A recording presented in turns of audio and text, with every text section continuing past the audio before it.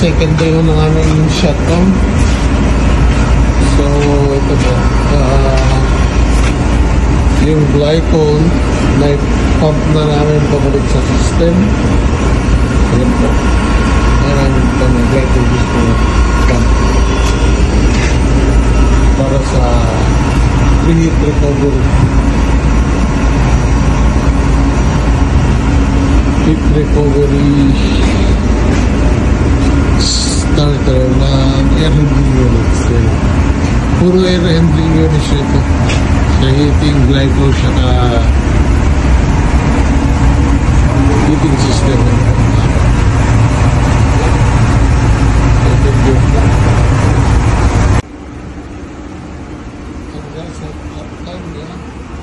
Glycol.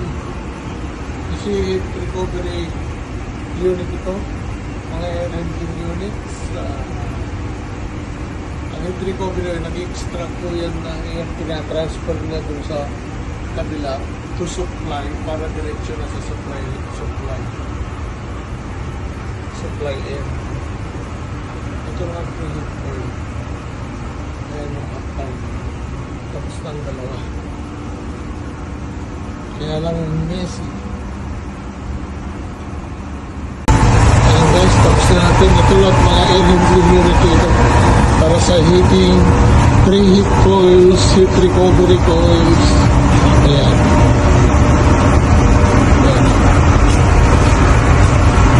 Then, ito na yung kabit na natin na testing na naka-on ng valve, yung glycol system. Ayan ang coil. Napakainit ko. Ayan. Ayan, mainit. Ayan.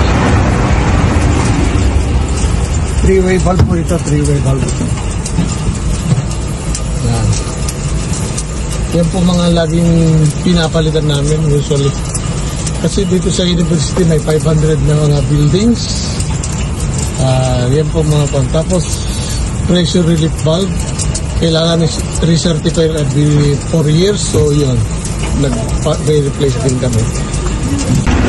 And guys, dito sa kabilang mechanical room, 6 din na control valve. Ganun din. Safety din. Ayan. Pero yung dito lang ito. Ito PFC. Variable frequency na. Malaking building ito. Ito. Magkakalit po ako ng control valve ng heating coils. Ayan. So, lahat po yan. So, kung matatapos ko lang sa isang araw ay isa. Namin. Ano ko. Yes. Short video lang po ito. Yan, gamit namin. And then, sa loob po yan. Pinapalitan namin itong mga lumang control valve na ito. Yan. And then, ang pinapalit namin ay bago na. Yan. So, isang araw ng trabaho ito. Kasi pagkatapos ng replacement, pipill up mo yung system. And then, check mo kung may mga leaks. Yan o. Yan. Itong mga coils. Coil hulag yan. Yan. Yan.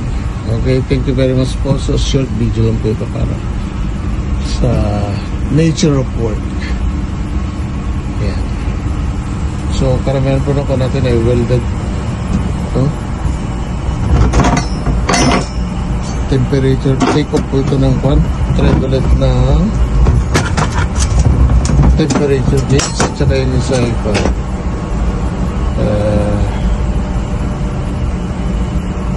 Bed. Wala pa mga spool na yun. Nagtatagal ho din kasi nag-drain pa ho kami. Okay, thank you, maraming salamat po, and don't forget to like, share, subscribe my channel, VIP TV Vlogs. Yan po. High story ito. na building. Yan. Thank you. Maraming salamat.